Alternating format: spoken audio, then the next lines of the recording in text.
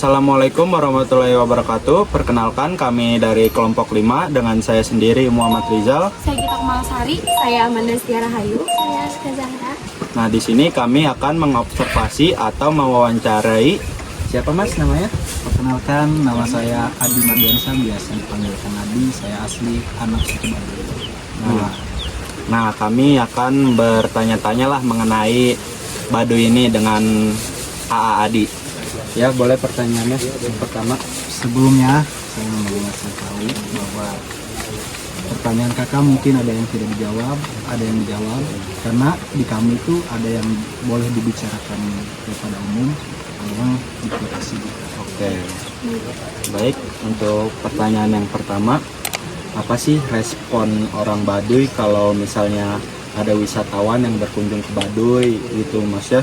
Tanggapan dari orang Baduynya itu sendiri gimana? Ya, senang-senang aja kalau ada yang berkunjung ke Baduy.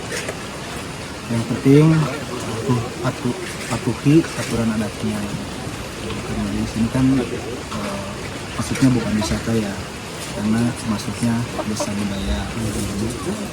Masuknya antara adat dan aturan. Itu juga membuat orang bisa tahulah akan budaya Baduy itu sendiri ya. Selanjutnya pertanyaan berikutnya. Di sini aku pengen nanya, perbedaan komunikasi di antara Baduy luar dan dalam itu apa atau sama aja? Sama aja. Komunikasinya sama aja.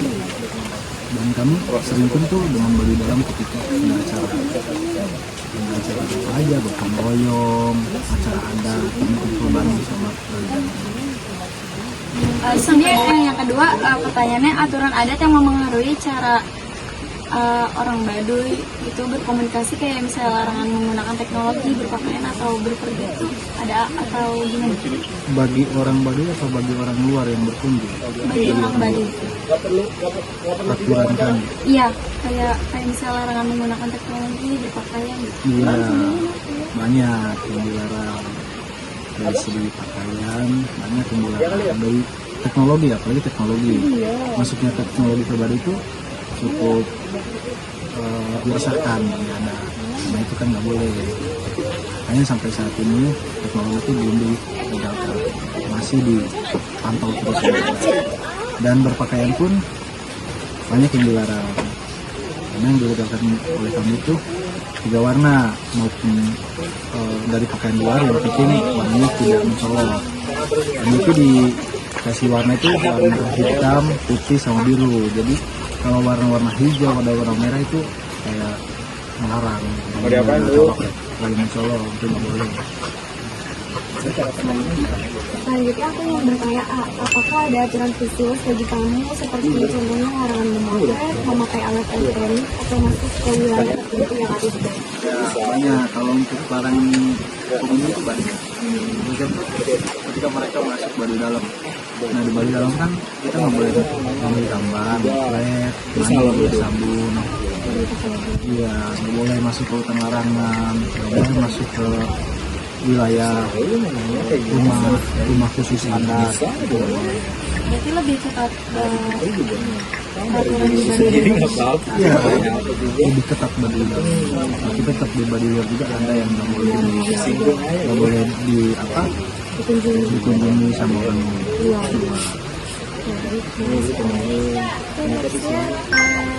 Bagaimana dari desa Baduy sendiri menjelaskan atau memperkenalkan budaya kepada pengunjung? Memperkenalkan budaya ke pengunjung itu cukup dari segi pakaian saja sih.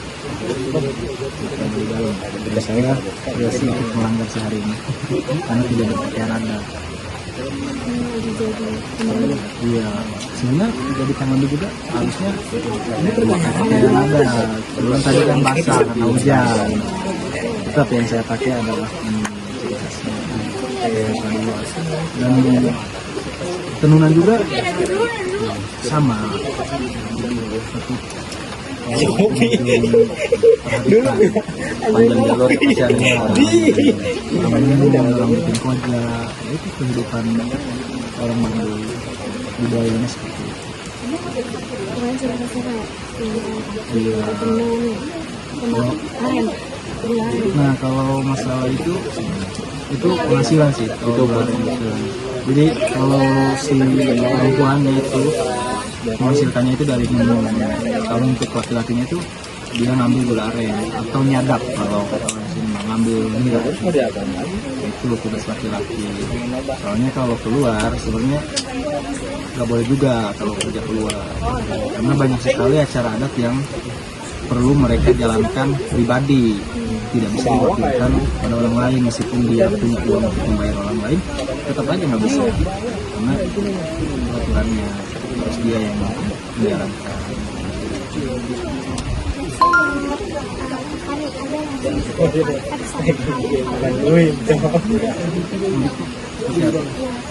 Berbeda dari yang lain kalau mungkin tadi kan yang ini bukan baju mungkin itu menjadi asli Selain baju, ya selain baju juga banyak bahasa itu bahasa Sunda Bali itu kayak bahasa Sunda Bali itu beda dengan Sunda luar.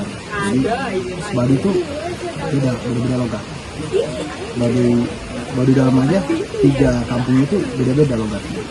Bahasa sama tapi logat beda. jadi tergantung kampung masing-masing dia pakai logat Iya. apa.